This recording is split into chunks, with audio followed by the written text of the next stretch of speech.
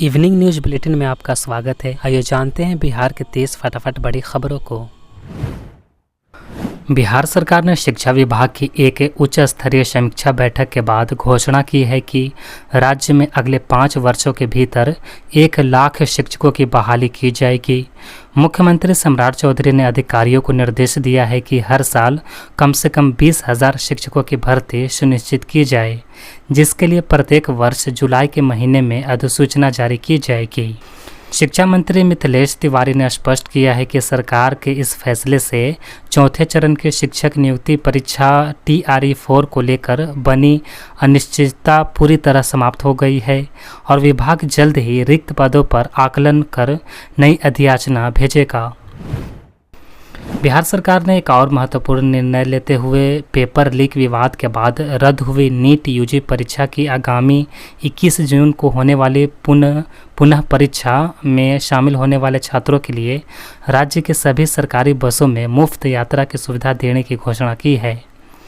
परीक्षा के दौरान छात्रों और अभिभावकों की सुविधा के लिए मुख्यमंत्री ने जिला प्रशासन और गैर सरकारी संगठनों और सामाजिक संस्थानों को रेलवे स्टेशनों और बस टर्मिनल जैसे प्रमुख सार्वजनिक स्थानों पर पीने के पानी और अल्पाहार की व्यवस्था करने के निर्देश दिए हैं। बिहार पुलिस मुख्यालय द्वारा दी गई जानकारी के अनुसार हाल ही के दिनों में अपराधियों के खिलाफ चलाए जा रहे कड़े अभियान के दौरान पुलिसकर्मियों पर हमलों की घटनाओं में वृद्धि देखी गई है, जिसके चलते कई मामलों में पुलिस को आत्मरक्षा में जवाबी फायरिंग करनी पड़ी। बिहार संयुक्त प्रवेश प्रतियोगिता परीक्षा पार्षद द्वारा आयोजित की जाने वाली डिप्लोमा सर्टिफिकेट प्रवेश प्रतियोगिता परीक्षा 2026 के प्रथम चरण की परीक्षा 23 मई को कड़ी सुरक्षा व्यवस्था और 2 स्तरीय जांच प्रक्रिया के साथ एक पाली में आयोजित की गई। मौसम विभाग ने बिहार के कई हिस्सों में मौसम में बदलाव की चेतावनी जारी की है, जिसके तहत 25 मई को राज्य के विभिन्न जिलों में भारी बारिश का अलर्ट जारी किया गया है, जबकि 28 मई तक लगातार गरज चमक के साथ आंधी और बौछारें पड़ने की संभावना जताई गई है। भारतीय मौसम विज्ञान विभाग के अनुसार पटना, दरभंगा, मधुबनी, गया, भागलपुर और पूर्णिया जैसे प्रमुख जिलों में अगले 2 से 3 दिनों तक तेज़ हवाओं के साथ आंधी बारिश का असर दिखने की उम्मीद है, जिससे लोगों को भीषण गर्मी से राहत मिलने की संभावना है। राज्य प्रशासन तंत्र ने बड़ा फेरबदल करते हुए बिहार सरकार ने तत्काल प्रभाव से 11 IAS अधिकारियों का तबादला कर दिया है, जिससे विभिन्न विभागों के शीर्ष प्रबंधन में नए सिरे से जिम्मेदारियां सौंपी गई हैं। राजस्व विभाग के कामकाज में सुधार लाने के उद्देश्य से आगामी 25 मई से विभाग के दैनिक कार्यों की नियमित समीक्षा करने का निर्णय लिया है, ताकि प्रशासनिक कार्यों में अधिक पारदर्शिता और गति सुनिश्चित की जा सके। बिहार सरकार अब सभी जिलों में हाईटेक सरकारी नर्सरियां विकसित करेगी। यहां किसानों को ड्रैगन फ्रूट, स्ट्रॉबेरी और विदेशी फूलों समेत उन्नत किस्म के पौधे मिलेंगे, जिससे बागवानी और किसानों की आमदनी दोनों बढ़ेगी। सरकार का उद्देश्य किसानों को अच्छी गुणवत्ता वाले, रोग मुक्त और प्रमाणित पौधे उपलब्ध कराना है, ताकि बागवानी को बढ़ावा मिले और किसानों की कमाई बढ़ सके।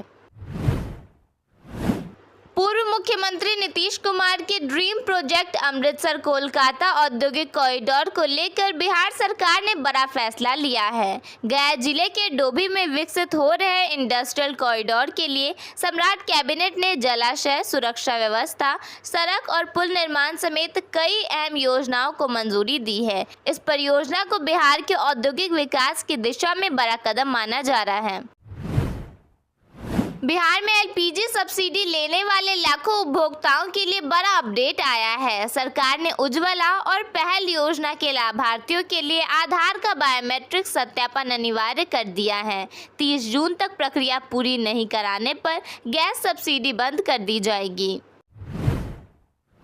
गया जंक्शन के प्लेटफॉर्म नंबर 1 का अब पूरी तरह कायाकल्प होने जा रहा है। रेलवे इसे आधुनिक सुविधाओं से लैस मॉडल प्लेटफॉर्म के रूप में विकसित करने की तैयारी में है। इसके लिए जल्द ही मेगा ब्लॉक लेकर बड़े स्तर पर निर्माण कार्य शुरू किया जाएगा। मुजफ्फरपुर में मिडिल ईस्ट युद्ध के कारण और सरकार में निकम्मी विदेश नीति की वजह से गैस सिलेंडरों की आपूर्ति बाधित होने से उपभोक्ता परेशान हैं। गुस्साए उपभोक्ताओं ने खाली सिलेंडरों के साथ मुजफ्फरपुर पटना हाईवे जाम कर दिया, जिसके बाद पुलिस ने हस्तक्षेप कर आपूर्ति का आश्वासन दिया।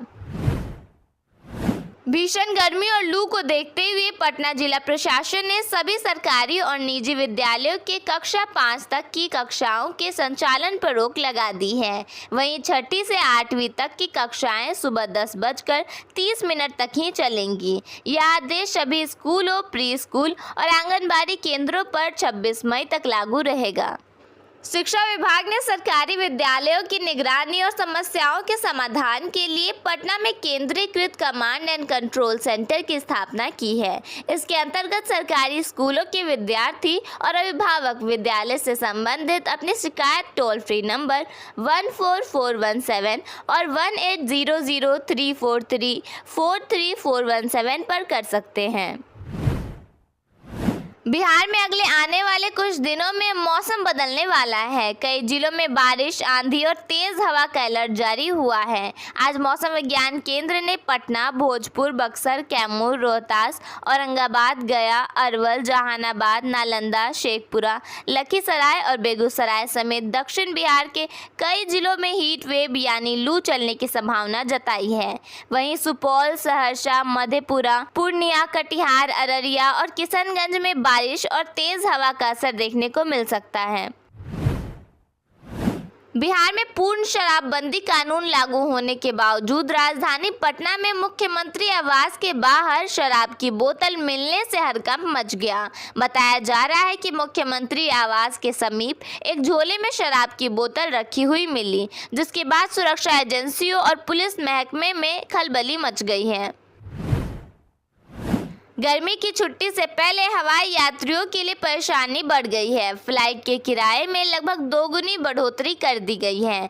ऐसे में मुंबई, दिल्ली, चेन्नई जैसे शहरों में जाना महंगा हो गया है। जानकारी के मुताबिक सर्वाधिक बढ़ोतरी पटना से चेन्नई के विमान किराए में हुई है। यह लगभग 2.5 गुना हो गया है, जबकि पुणे का 2.25 गुना और मुंबई, दिल्ली, बेंगलुरु, कोलकाता और हैदराबाद का विमान किराया लगभग 2 गुना हो गया है। राजपुर प्रखंड क्षेत्र में लगातार बारिश नहीं होने और जलवायु परिवर्तन के प्रभाव से बरसाती नदियां पूरी तरह सूख गई हैं। कभी जीवनदायिनी मानी जाने वाली यह नदियां आज गंदे नालों में तब्दील हो चुकी हैं, जिससे पर्यावरण और वन्य जीवों पर गंभीर असर पड़ा है। बिहार की ई ग्राम कचहरी व्यवस्था में 28,000 से ज़्यादा मामले लंबित हैं। पंचायत स्तर पर न्याय देने की व्यवस्था सुस्त पड़ गई है। पंचायती राज विभाग ने सभी जिलों को मामलों के जल्द निष्पादन और रोजाना पोर्टल अपडेट का निर्देश दिया है। बिहार के अररिया जिले में पुलों के ताश के पत्तों की तरह ढहने और धंसने का सिलसिला थमने का नाम ही नहीं ले रहा। ताज़ा मामला परमान नदी का है, जहां ग्रामीण कार्य विभाग द्वारा करोड़ों की लागत से निर्मित झमटा महिषा कोल पुल का मुख्य पाया अचानक धंस गया है। पुल के उद्घाटन के अभी 3 साल भी पूरे नहीं हुए थे। इसकी यह दुर्दशा विभागीय अधिकारियों और संवेदक की मिलीभगत की पोल खोल रही है।